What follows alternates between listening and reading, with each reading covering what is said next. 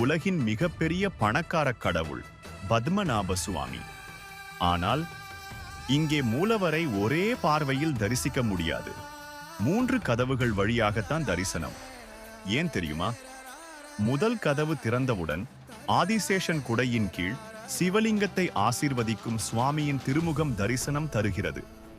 இது சிவனும் விஷ்ணுவும் ஒன்றே என்பதை குறிக்கும் தத்துவம்.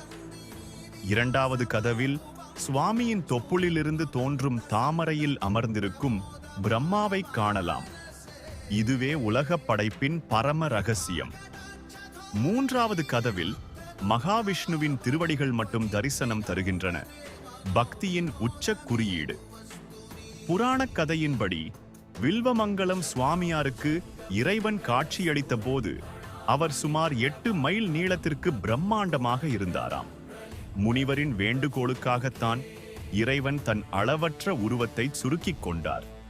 இன்றும் அந்த பிரம்மாண்டத்தின் ஒரு பகுதியை நினைவூட்டுவதற்காகவே நாம் 3 கதவுகள் வழியாகத்தான் பத்மநாப சுவாமியை தொழுகிறோம்.